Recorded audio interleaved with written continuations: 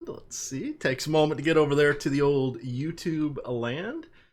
So I'll give it a courtesy refresh.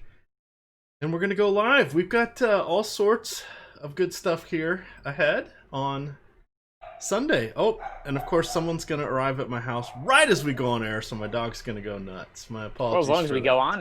go on, air, that's the important thing. We are officially live. So there we go. So we've got a lot of fun going on here. We will be off air promptly at noon today because we will have the NBA Live Before Lock with Josh Engelman and Zach Bruner.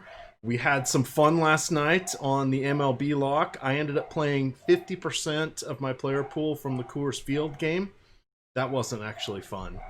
Did not work out in my favor. I got my teeth kicked in NASCAR. Had like my worst ever at Daytona experience. Was just I lost like 90% of my entry fees. Just the debacle. I didn't even bother going back to figure out what happened.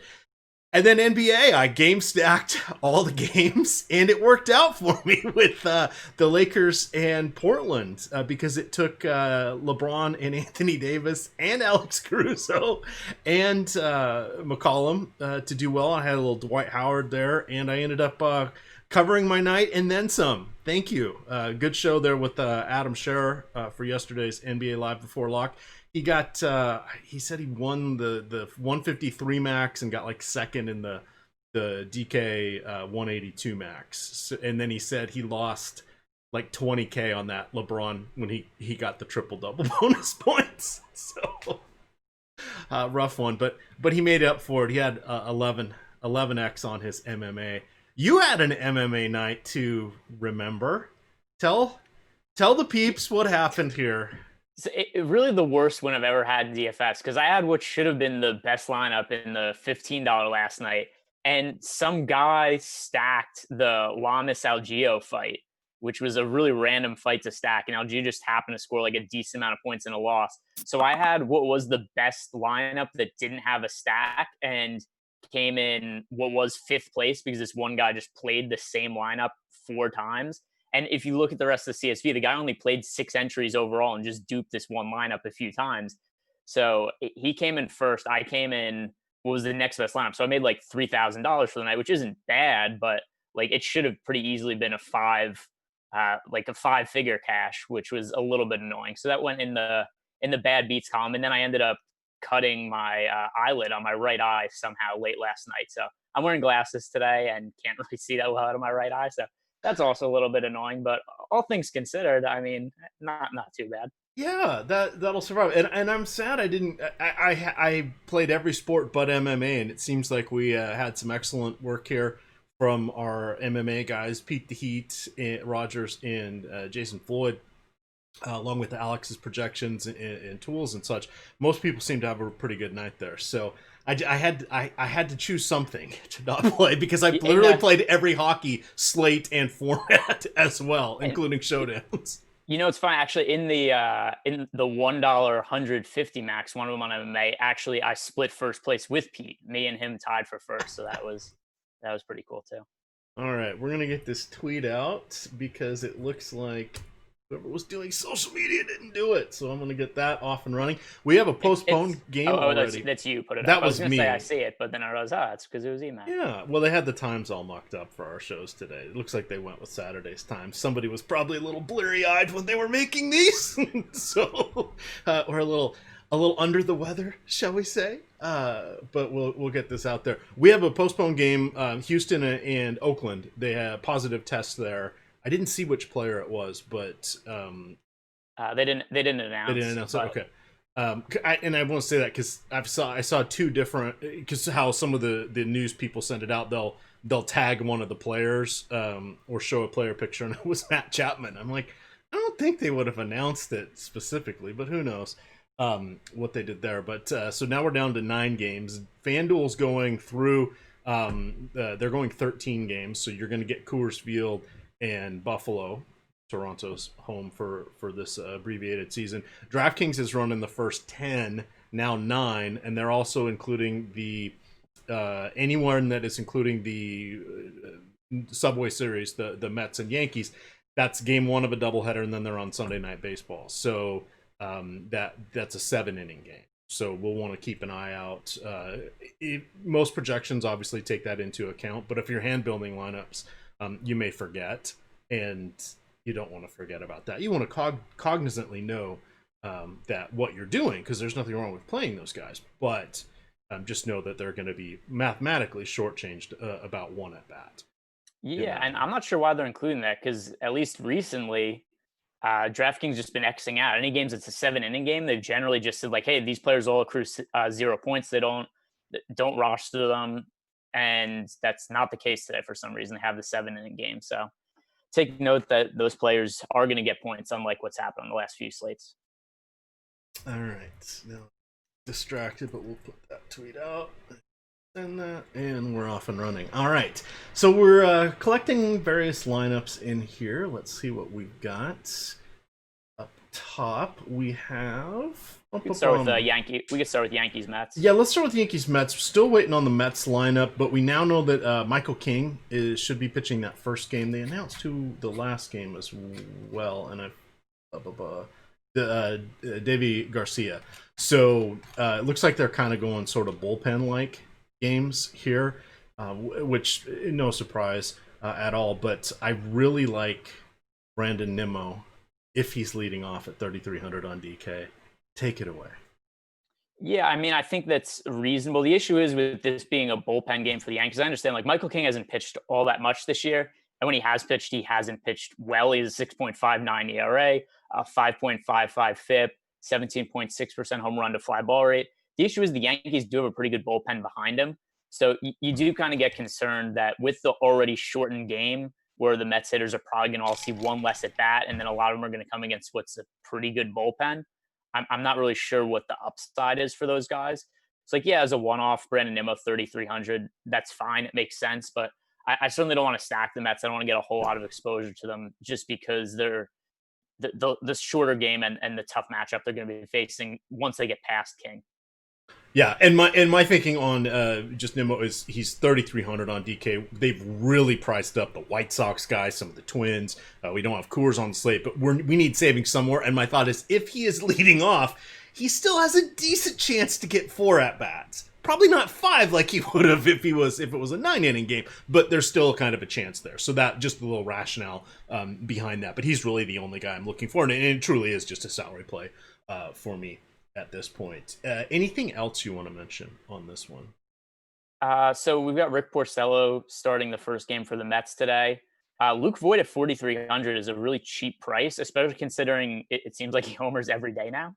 So you put Luke Voit in a really easy matchup against Rick Porcello, and just given how much Porcello has struggled, like we've mentioned in other shows, pretty much every year since he's won the Cy Young, arguably the worst Cy Young winner in baseball history, that Luke Voit only needs to hit, 1 home run and he pays off his salary. So 4,300 for somebody who's hitting the ball as well as he has and is kind of in the mix for AL MVP at this point. I mean, he's a 190 WRC plus. He's been the best offensive player on the Yankees this year, considering all the injuries they've had.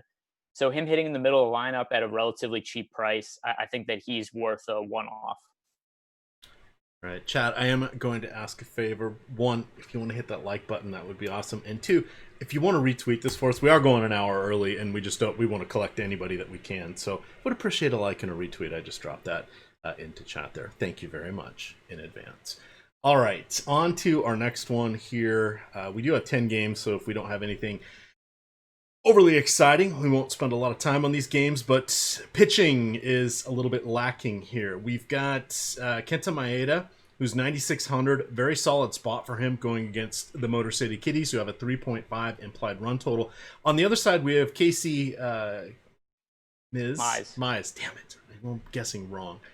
You weren't on the show with me. I listened to Kevin Calabro doing 4 minutes of highlights of Anthony Simons, and I still called him Simmons when I talked about him. These names are escaping. Never get old. You guys are watching your old pal turn into your old with a hard D pal. Never get old, Greg. It's not fun. In any event, back here, Maeda is one of my top 2 pitchers today, but this is, again, where now we're going to have to do some value hunting because the other guy's Blake Snell, and they're both in the upper 9,000s on DK. I'm interested in in Casey just a little bit, 5,800. If you go look at the Twins collectively, they have not been as exciting from an offensive perspective. They're weakened a little bit without Buxton, without Mitch Garver. We're seeing Jake Cave in a prominent lineup spot, Luis Arias, who, if he would have qualified with enough at bats last year, would have basically won the batting title. But they're lacking the power that they had in last season when they set a major league record for home runs. Can you go to both pitchers in this one, or is it just Maeda for you? Yeah, so it's pretty interesting because I haven't really liked Mize all that much so far this year, and his results aren't good. If you just look at, he's only pitched 7 2/3 innings, has a 7.04 ERA. The 10.57 strikeouts per 9 innings compared to 2.35 walks is pretty interesting.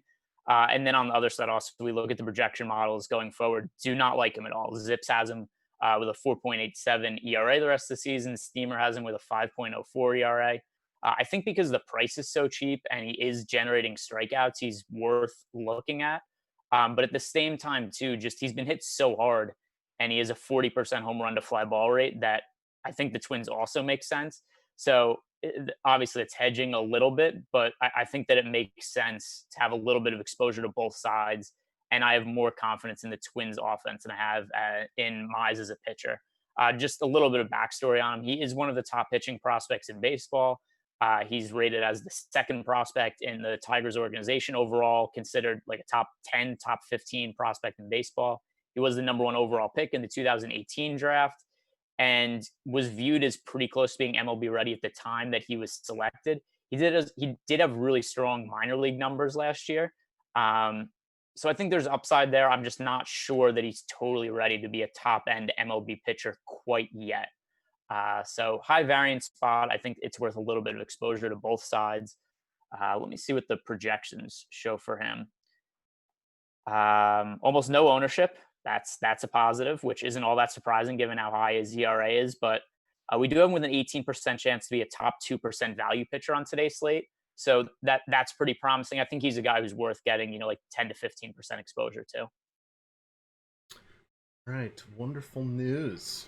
My wife says there's a Frappuccino in the fridge for me. Maybe I should just run down and get that now. Wow. She was out at yoga this morning, so she. Congratulations, Emac. Yeah, it's nice. It is. I've been trying to go away from soda. I was mentioning on the other show that I drink coffee in the mornings now, iced coffee, and that I like just like barely a hint of creamer or milk in it, just like barely a splash. And people were saying, and I didn't answer it, how much sugar do you put in your coffee? None. If I want sugar in my coffee, I'm going to have a Frappuccino. So there we are. I've got one. But yeah, I don't, sugar in your coffee. I can't get behind that. That would be weird to me. Coffee's for adults. I don't drink coffee. I didn't for the longest time. I like this cold brew stuff. It's actually growing on me. All right, next one here, the Snellevator, as Dave Loughran likes to call him, going against Sandy Alcantara. You've got Tampa Bay in Miami taking on the Marlins. This one is very, very, very low implied run total on both sides. You've got 4 for the Rays, 3.1 for the Marlins. Snell continues to get the strikeouts. Now he's kind of worth his 9,200, and he is for this matchup. How many pitches do you think you'll get from him? He threw 101 pitches his last start, so okay. I don't really have any concerns anymore. I mean, you look at how he's been ramped up as the season went along. He started at 46 pitches, and he's gradually thrown more pitches each time he stepped on the mound. And then his last 3 outings, 70 pitches, 92 pitches, and 101 pitches. So I just assume he's full go at this point. Positive matchup for him against the Marlins. We have 3 high-end pitchers that are going to be relatively chalky on the slate. That is Blake Snell, Luis Castillo, and Kenta Maeda. And of the 3, I think Snell is pretty clearly the strongest play because, number 1, I think he's the best pitcher of the 3. Number 2, he's the best fantasy producer of the 3. And then, most importantly, also, he has the most favorable matchup of all 3. So put all that together, the price points being about similar on those 3 high-end guys. And I think that Snell makes the most sense going up against the Marlins. Right. Say Contra was dealing with he was one of the many Marlins on the COVID list, he has not pitched in a really long time. So it's a month, 5 weeks actually. The 24th, he made 1 appearance this year, 87 starts. He was on the COVID list. So he was one of 18 Marlins to test positive for the coronavirus earlier this month. Let's see, he has been at the alternate training site for the last 2 weeks. And that's about it. How do you feel about him at 6,300, assuming, I guess, 60 pitches maybe? Yeah, I'm just going to avoid him. There's too much uncertainty there. There's other pitchers I like on the slate. And I just don't know what to make of a guy who hasn't made a big league start in a month, was dealing with COVID. We don't know like how sick he is. We don't know how well he pitched in the offsite starts. Like there's just no information on those outings. There's no way to look at velocity numbers. There's no way to know how deep they worked in the games or anything like that. So for me, I just look at the 6,300 in a relatively difficult matchup against the Rays, and it's just a pass for me. Like if he pitches well, so be it. Good for him. I think it's possible. He looked really good in his first start of the season, but I just don't want to take that kind of risk on a big slate where there's a bunch of pitching options that I think are decent. I don't think there's a need to go there. All right. Tyler Chatwood, Luis Castillo, our next pitching matchup. We're just going to really focus on pitching, and then we'll circle back on stacks after we get through all of these games. We've got Chatwood, who is going backwards, actually. 55 pitches in his last start, 63, 96, 84. That's definitely the wrong direction. The strikeouts are really there still for him this season. 25 in 16 innings. He started out a house of fire with 19 strikeouts through his first two like legitimate 6 and 2/3 inning starts. Two starts ago he went 2 1/3 inning, and then 2 in his last start he only made it 4 outs. Kind of got knocked around there. Actually gone negative the last 2 times out there. He is just, they're hitting it where they ain't. What do you want to do with Chatwood? Is he an easy cross off for you at this price, and how do you feel about Castillo? So the reason that Chatwood's getting so many strikeouts is because he doesn't throw anything in the strike zone. So the options are either he walks somebody or gets a strikeout, or every once in a while there's a hit. I mean, he's walking 5 guys per 9 innings. 2 years ago, he walked 8.25 hitters per 9 innings. The guy just does not get the ball in the strike zone. The peripheral stats from overall pretty decent, even though he's a 6.06 ERA, is a 3.32 FIP. He's just not working very deep into games as of late. And the issue with him is just the 8,700 price tag and the other players around him. So we've got Blake Snell at 9,200. Luis Castillo is in this game at 9,000. Maeda, who we talked about before, at 9,600. So with just all of those guys around there, like Chatwood's so much lesser of a pitcher to me that it's just hard for me to justify rostering him, especially in what's a somewhat tough matchup going up against the Reds. All right. With Castillo, let's see, he has not faced Chicago yet. He has gone 113, 89, 96, 105, 92, and 91 pitches. Walks are a little higher than we would like. Strikeouts are still there. The Cubbies have a 4 implied run total. We know that they're missing Chris Bryant. The bottom half of their order is Kipnis, David Bote, and Nico Horner. Not scary. Almost feels like they have a pitcher when everybody else has a universal DH at this point. What do you want to do with Castillo? Feels like a good spot. No weather issues, low humidity, 80 degrees at first pitch, light breeze, 5 to 7 miles an hour coming in from left. Yeah, so both Castillo and Snell are projected for 40% ownership today. So I think a lot of people will be making lineups and choosing whether they prefer Castillo or Snell. Both are viable. I prefer Snell to Castillo personally, but Castillo's numbers are really good for the year. Even the 3.62 ERA is solid, but his peripherals are really good. He has a 2.06 FIP. Like you mentioned, the strikeouts are really good, 12.53 strikeouts per 9 innings. The walks are kind of high, except that's always been the case for him during his career, and they're not like totally out of control. So I don't think that's too big of an issue. He's also a really high ground ball pitcher. So he's a guy who generates a lot of ground balls, a lot of double plays, even when he does occasionally walk somebody. So I think I look at Castillo as my second favorite pay up option, just behind Snell, and then I'd go Maeda third amongst those 3. But all 3 are good options, and I'm gonna have them all mixed in my lineups. All right. Are you familiar with sports wagering? Yes, I'm very familiar with sports wagering. Player props, fun little thing here.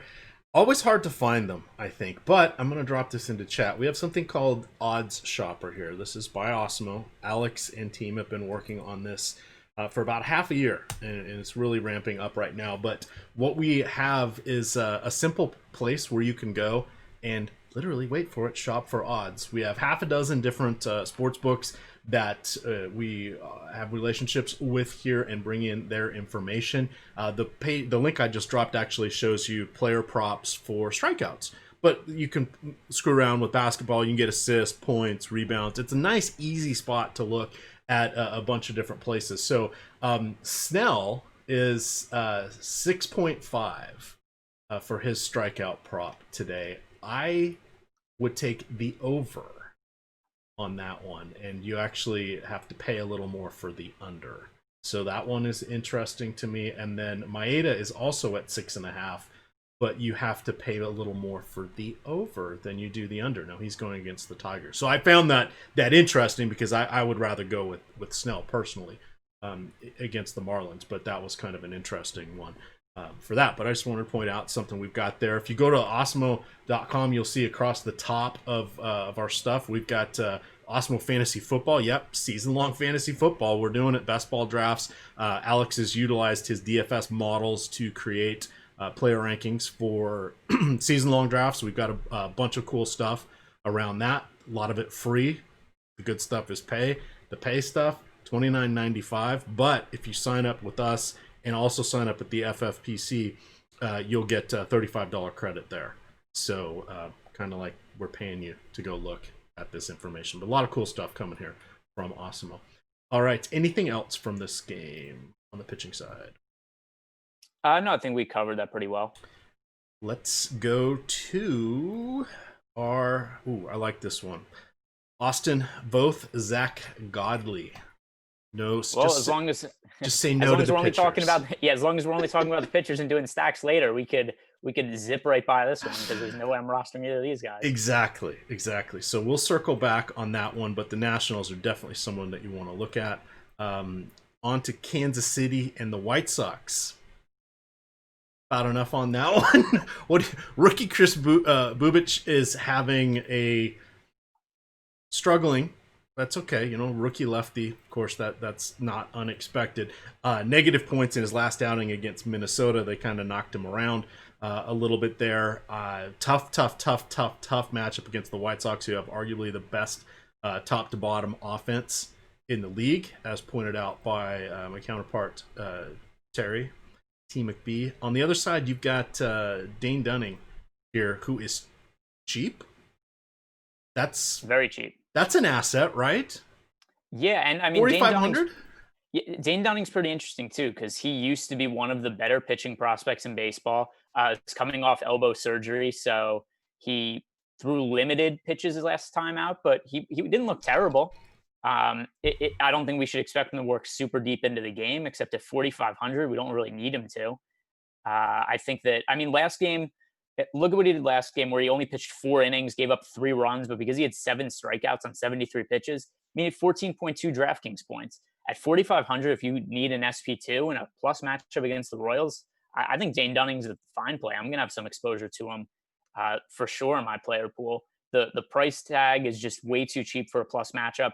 After throwing 73 pitches last time, I don't think we're going to expect like 100 pitches or anything like that, but around 80 and 4 to 5 innings, that's good for me at this price point in that matchup. A guy with his track record as a prospect. Look at his numbers in the minor leagues. He's always been a guy who struck out 10 to 11 hitters per 9 innings in Double-A and A-ball. So I think that all of that looks pretty good for him at upside for only a 4,500 salary. Yeah, and that this is going to be incredibly useful today to get that kind of pitch per dollar on DraftKings where they have priced up so many of the hitters. And again, we're going to circle back to hitters next, but let's continue marching through. Our next one, we've got Pittsburgh at... Well, did you have anything about Bubic? No, I'm not going to roster him, and I probably am going to roster... I'm definitely going to be rostering the White Sox bats when we get to them. All right. Steven Brault, finally appropriately priced. He is stretched out. He is now down to 5,400.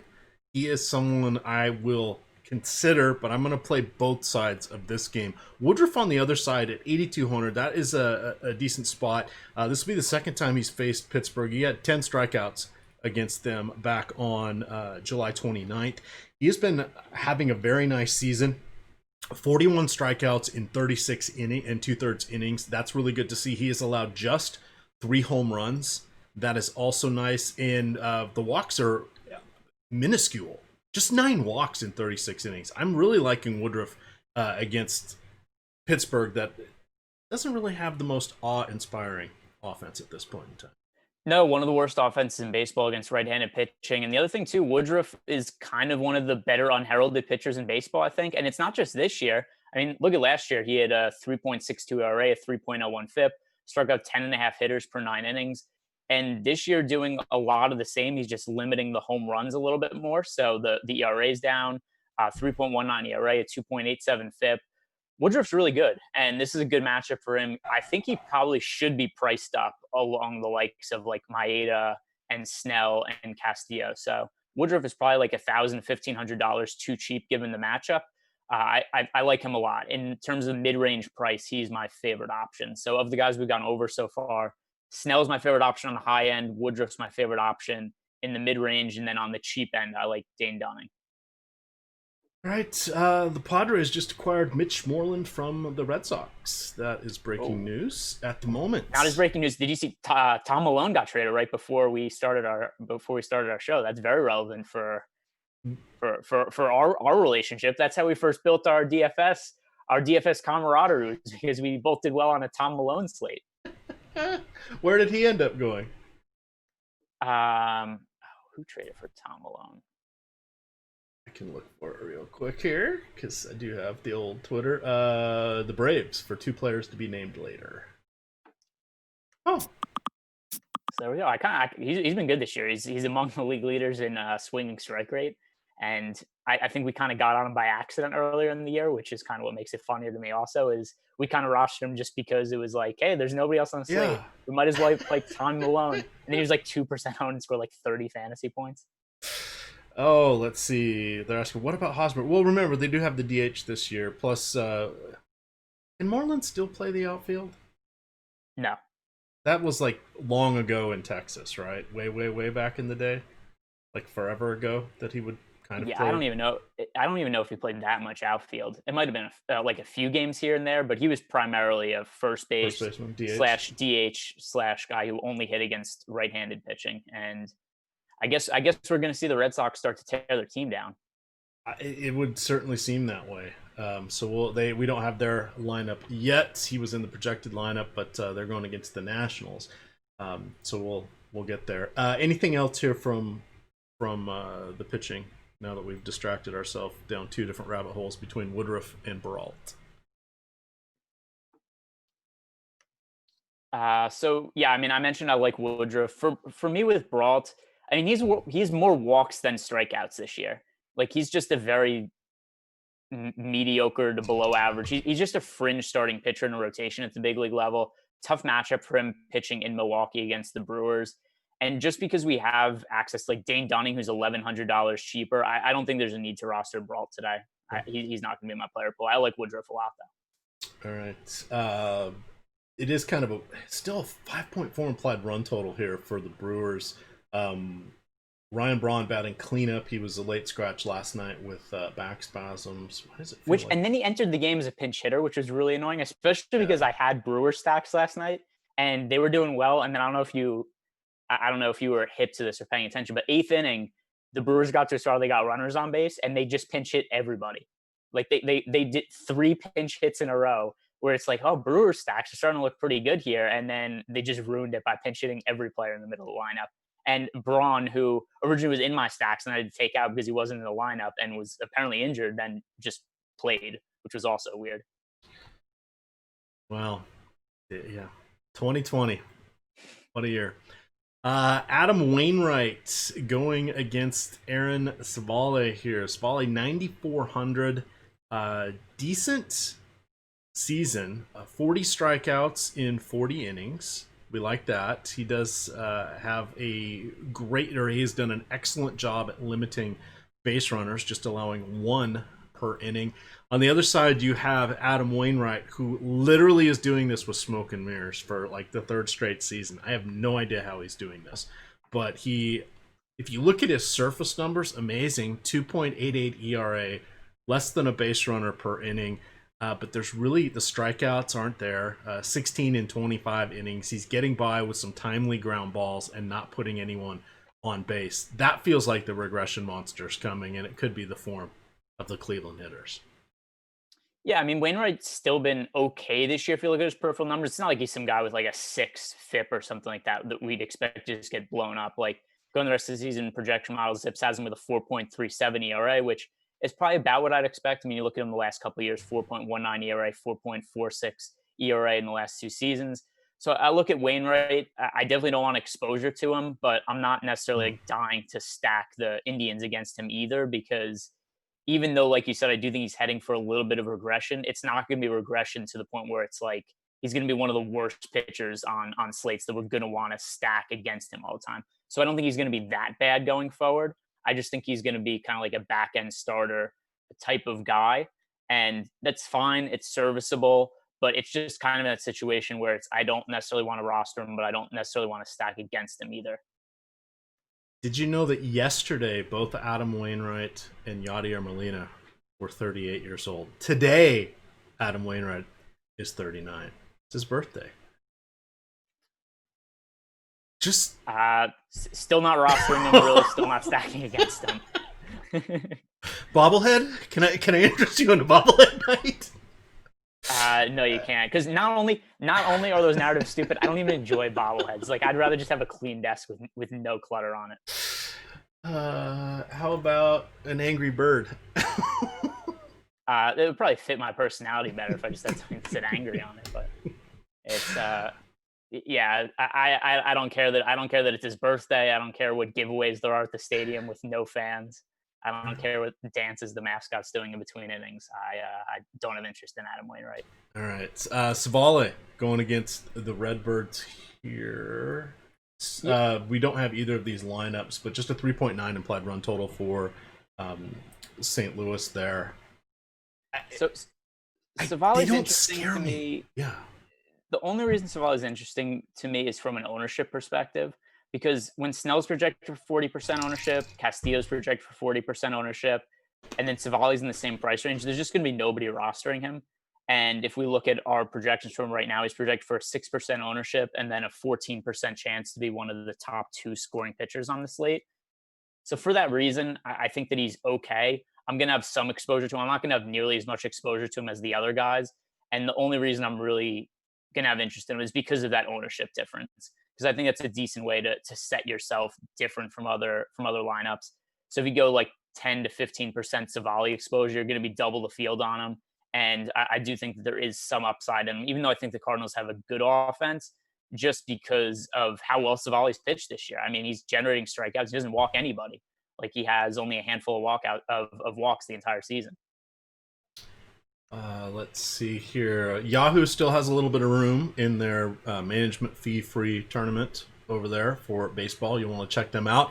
We also have basketball today coming up in 27 minutes. You will get the NBA Live Before Lock with Josh Engelman and Zach Bruner. And we have an awesome promo code out here for Awesemo. Promo code Roger will get you 30% off the NFL annual pass. So that's the DFS pass. It comes with the season-long draft kit as well, if you get that. So that's a really good deal, especially since football is, 17 days away, something like that? I don't know. It's coming up very quick. It still feel like it's still not really something that's on my mind. Like, I see people. I don't know if you have this, but when's the Hall of Fame game? That's what really starts this, right? Like, I see people talking about best ball drafts and stuff, or their yearly long drafts on Twitter, and I just haven't started that stuff yet, other than the one Dynasty League that we're in together that we did with the Awesemo guys. Yes. It still feels so far away to me, where I'm like, why are people doing their fantasy drafts this early? Like, wait until preseason, because you don't want everybody to get injured. Just none of that stuff exists this year. So I think that's the real reason it feels so far away, is because we're so used to that long buildup with pointless preseason games that just don't exist anymore. Do you think they bring back preseason, or is this their excuse to bargaining chip to just not do it and just go with glorified scrimmages? I don't know what they're gonna do because it seems like there is some value to the preseason games in terms of the teams, and specifically for guys who are like undrafted free agents out of college, where they're trying out, they're trying to make a team, and it seems to me that if there isn't those preseason games, those guys just don't have a chance to end up in the league. So I think ultimately they probably go to like a 2-game preseason or something like that. But that's just a guess. I don't know. I don't think it's going to be 4 games going forward, but I don't think it's going to be no games either. Yeah, it just seems and I know the owners will go kicking and screaming because that's 2 home games and they jab it to the season ticket holders and they can pay for it and all that. But they'll just goose the ticket prices anyway. So anyway, enough about that. Billionaires, what you gonna do? Here's what we're gonna do. We're gonna talk about the final game on the DK slate. Reminder: Oakland and Houston has been postponed. Positive COVID test from one of the players in that game, so we'll know more later. But for today, they are not playing. Our final pitchers, a couple of decent ones here. You've got Tony Gonsolin, who will be making his 4th start of the season. We have not seen him for almost 2 weeks. But he did go 84, 82, and 63 pitches. We've seen Texas just not be a good offense this year. It does look like the roof will be... I think the roof will be open. I don't have an official site for that yet, but I'm looking at 2 of them that are telling me the weather. So they did yesterday say roof closed when I was looking at it, so we shall see. Unfortunately, Major League Baseball outside of Arizona does not have good roof reporting. On most of or easily found, I should say. Once upon a time on shows, we actually used to call on the phone to the PR lines and find out. Yes, I've done that for Miami, and we did it for, I can't remember if it was Milwaukee or Houston. That's actually a hilarious bit. If you just have like live on the air calling the PR department and them trying to figure out if it's going to be open or closed. So anyway, that was many moons ago. Twitter was really in its infancy at that point, and people used phones for more than just texting. And Emac's old enough that it was a landline. It was one of the ones that was connected to the wall. It had one of those rotary cables. Is what the little dial. We'll see. No, but I'm talking about the curly cable that used to spring. Yes. Oh boy, cordless phones were. I remember when cordless phones came out. Gonsolin. So back to this. I like him at 8,400. I'm penciling him in for 80 to 85 pitches. I hope that's correct. Although we can get to those top tier guys on DK for about 1,500 more. Gibson on the other side, tough matchup going against the Dodgers. They have a 5.4 implied run total. He is 6,100. He'll be like a 5 to 10% guy for me. But I'm not as fired up for these guys. What do you want to do with our final pitchers? I'm going to be off Gibson. He hasn't pitched all that well so far this year, and it's just a really tough matchup against the Dodgers. Like there aren't too many better offenses in baseball than the Dodgers, and they're just so deep from top to bottom. Like Lance Lynn struggled a little bit with the Dodgers last night, and if Lance Lynn's going to struggle with them, then Kyle Gibson's probably going to also, because Lance Lynn's actually one of the better pitchers in the American League at this point. We look at Tony Gonsolin. He's actually allowed 0 earned runs so far this year. He is a 0.00 ERA. Not sustainable. That's going to regress a little bit. He is pitching well. Here's the issue, though. Even with that 0 ERA, he's only averaging 17 DraftKings points per start. So I get that it's a good matchup against the Rangers, but he's priced up a little bit. And like you said, I don't expect him to work all that deep into the game. I think that the 80 to 85 pitches is reasonable. I'm a little concerned that he hasn't pitched in 2 weeks. That's a little bit of a red flag. But I mean, 80 pitches for a guy who just seems to be really reliant on just good BABIP and putting the ball in play and hoping it goes to a fielder. I don't really buy into that as a great upside for a pitcher who I only expect to throw around 80 pitches and is somewhat expensive. So I much prefer Brandon Woodruff on the same price range on DraftKings. We're just paying up a little bit to get to like Snell or Maeda.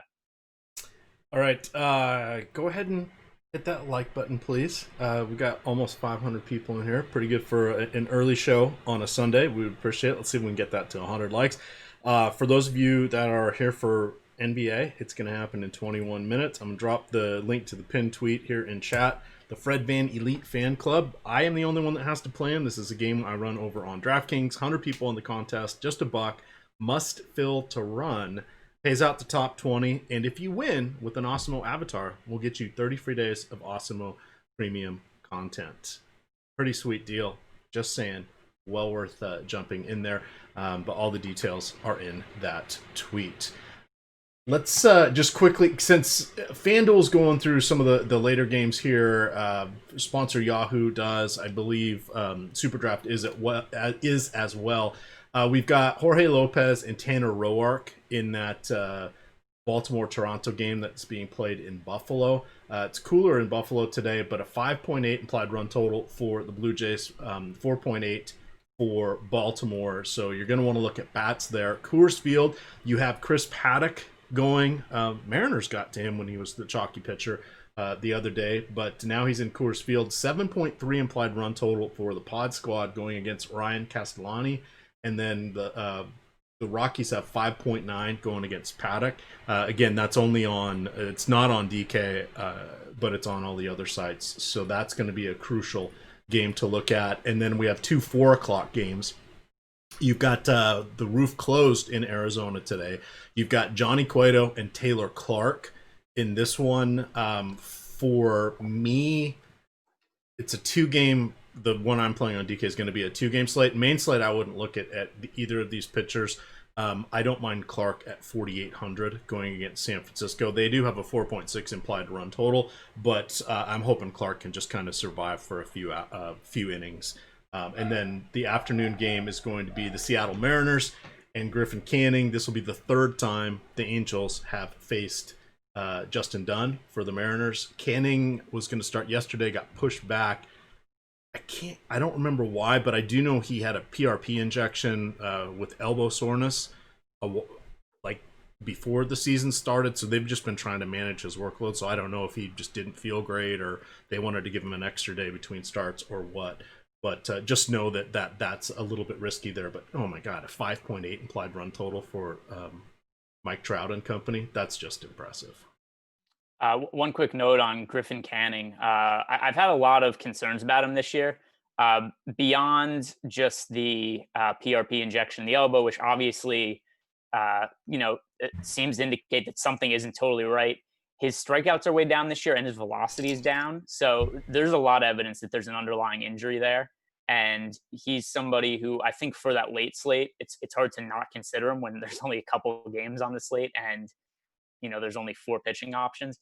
But even so, I think if you wanted to be contrarian, I think it would make some sense to stack the Mariners. That just seems to be the easiest way to get leverage on a 2-game slate when you're looking at a pitcher in Griffin Canning who isn't nearly as good as he was a year ago, and his velocity is about 1.5 miles slower on his fastball. So, you put that together with the potential elbow flags, and it seems like there's something not good going on there, and I wouldn't be surprised if he gets shut down in the near future. Yeah. Let's talk about a few stacks here. We got 15 minutes to go. Again, we're going to do NBA Live Before Lock. That'll be Josh Eagleman and Zach Bruner. That will be at noon here, taking you up to the 1 o'clock tip-off. Hockey tonight starts at 6 o'clock. They have a 3-game slate. We have content up for that, so definitely give that a look as well. My number 1 stack for me today is going to be the Washington Nationals. Going against Zach Godley. My notes say since the beginning of last season, Zach Godley has been BAD bad. He has, against his last 259 righty-lefty matchups, he's allowing a 210 ISO, 1.4 home run per 9. Righties still getting to him. 187 ISO. They're murdering the ball. 1.64 home run per 9. 39% hard hit rate. He's allowed 5 home runs this season. They have come in just 2 starts. His last 2 starts, he has not allowed any home runs, but he has issued 6 walks. He's only lasted 6.2 innings. We already know the rest of the Red Sox bullpen is a disaster. So Trey Turner is my number 1 play. Number 2 is Juan Soto. And then I think Asdrubal Cabrera he should have made the lineup. Let's go back and double check. Yeah, he's batting 3rd. People are going to stay away from him at 4,500 on DK. I really like that. He's a switch hitter, does better from the left side of the plate, but I like that. You get a cheapie in Yan Gomes, and then Wait for it. Eric Thames. Does Eric Thames 3,500. 3,500? How many home runs does he have this year? does he have one yet? Did I blink and miss it? He's averaging 4 DK points per game. He does have 1 home run. There you go. If I remember correctly, I think he got on base in all of his plate appearances last night. I think he had like a couple singles and 2 walks, something like that, and scored a run. Ended up having a decent game. Here's the issue I have with the Nationals. You like them. You know who else likes the Nationals? Everybody else. The Nationals are projected for over 20% ownership today. That's by far the highest of any team on the slate. So I think they're viable. I'm just not going to have as much exposure to them as the field because I never have a team that I'm stacking like over 20%. There's too much variance in baseball for me to look at the projected odds of me seeing a team to be the highest scoring lineup, which, I mean, we have the Nationals as one of the higher scoring teams on the slate, but they have a 14% chance to be the top stack of today's slate on DraftKings. So you compare that to a 21% projected ownership. And I just think relative to the ownership, they don't necessarily make for a great stack in terms of GPP. I'm going to have them in my player pool. I'm just going to be way lighter on them than the field.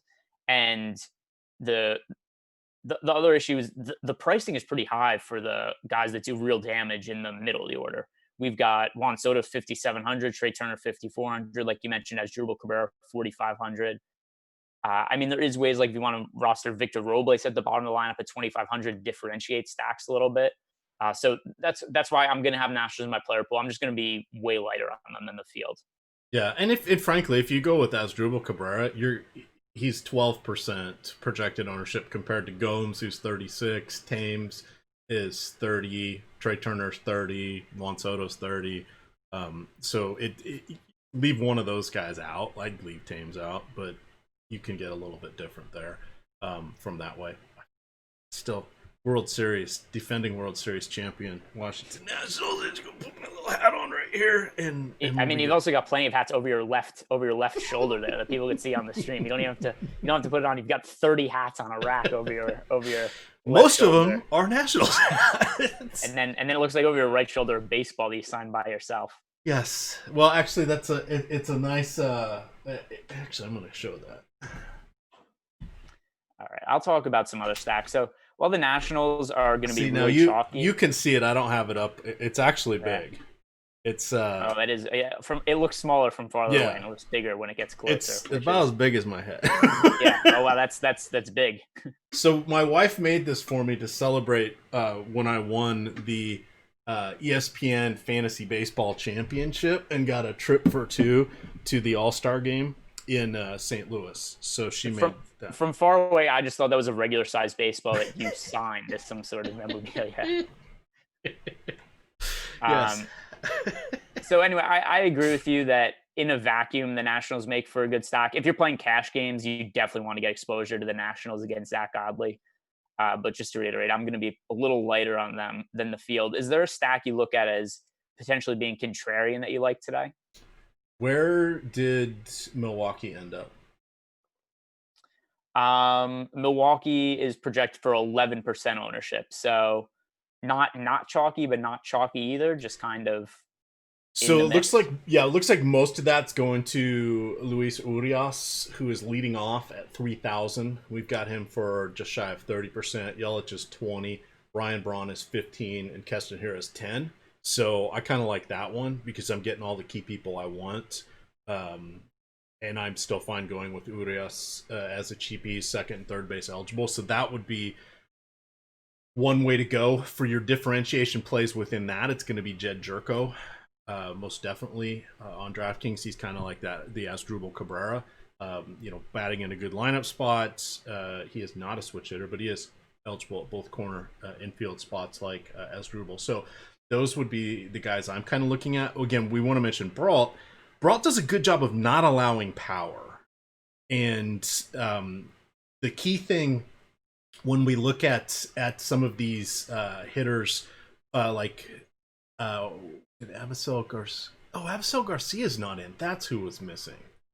I was hoping he'd be in. He has a double-digit walk rate against lefties. I'm surprised he's not in. Yeah, he's always crushed left-handed pitching. That's something he's done for the last like 5 years or so. He was another guy who came in pinch hit in the 8th inning and ruined some of my Brewer stacks last night. Yeah, well, thank God they gave him a day off yesterday and today, jerks. When's he gonna pinch hit and make me mad and get a home run somehow? 5th inning. Jeez Louise.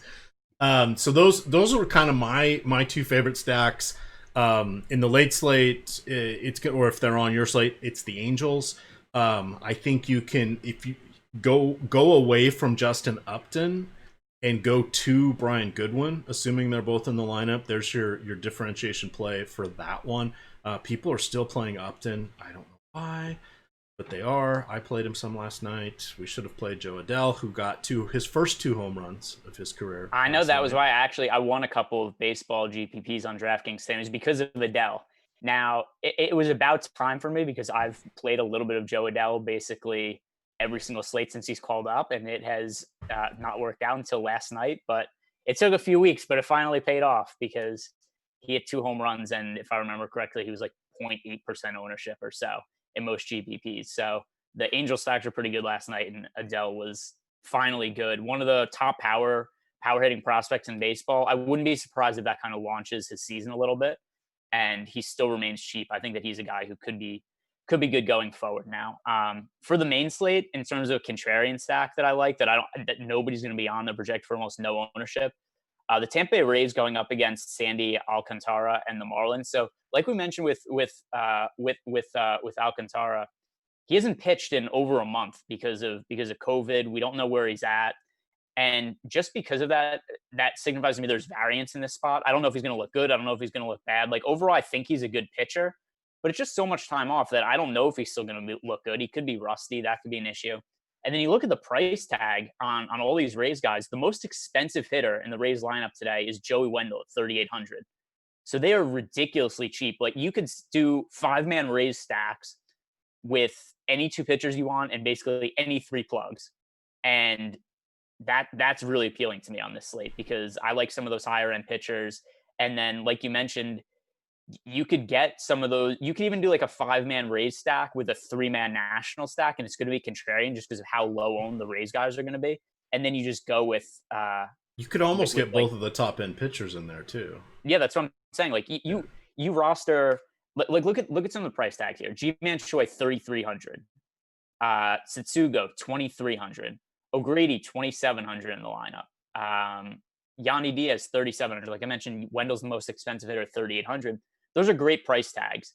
And I don't know what your confidence is in Alcantara today, but I just have no clue what to expect from him. So that's the type of spot where I look at it. It's like GPP, nobody's going to be on this team, and nobody's going to be on the pitcher either because there's uncertainty. Like just something kind of has to give. And I like the price tags on the Rays bats. Yeah.